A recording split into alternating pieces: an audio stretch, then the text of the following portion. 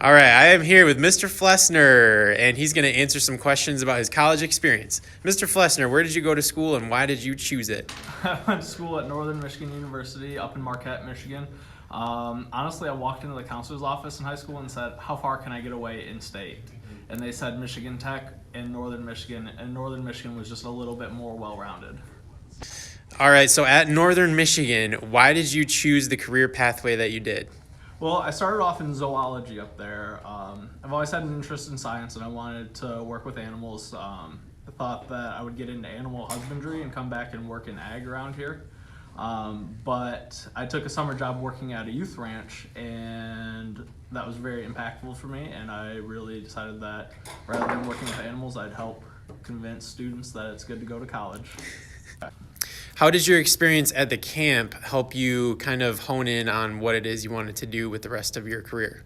Yeah, I found extracurriculars like having a job to be extremely beneficial to helping me decide. It gave me the real world experience that I needed to see the careers that I was interested in. Going from an approach where I thought that I would be working more with animal husbandry and that side of things to deciding that I wanted to go into education and still translate that science aspect into it. All right, so why engineering? Well, engineers typically get called nerds, and while that's a four-letter word, it comes with a six-figure salary. So why engineering? Yeah, Okay, am I going? you're on. You're Okay, live. Perfect. Why engineering? I think that engineering is a great way to do hands-on problem solving. I know that I found myself bored in school quite a bit when I was in high school. And so I think that getting some hands-on projects where you're applying the concepts that you are learning in math it's a really good way to have it come and mean something. I found myself asking, well, why do I need to know y equals mx plus b? And engineering is the way where I found a way to explain it and show some practical applications. What would you say to a student that is interested in the engineering field? How would you guide them? I would say come to JSTEM and check it out. We have some really fun projects going on with it. Right now we're building an RC airplane. We're working on a solar-powered Wi-Fi weather station that'll show the temperature and humidity out.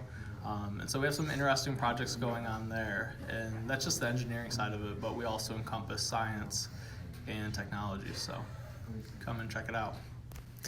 All right, so besides your awesome JSTEM club, what else can students do to get on the engineering pathway here at JIA? Well, we've been working on developing the K through 12 pathway. So STEAM Tech is doing a great job of getting some awesome technology and engineering applications all the way down there. But when you join me, from 7th grade and up, we have engineering explorations, robotics. Move into the high school, you get IED with Mrs. Crossman, then principles of engineering and computer integrated manufacturing. And we're hoping to be adding a capstone here so that we can put our students out into different engineering firms around the area. And so I think that if you're really looking to dive in on it, this is a great way to, at any point, jump into classes and see a little bit more structured stuff.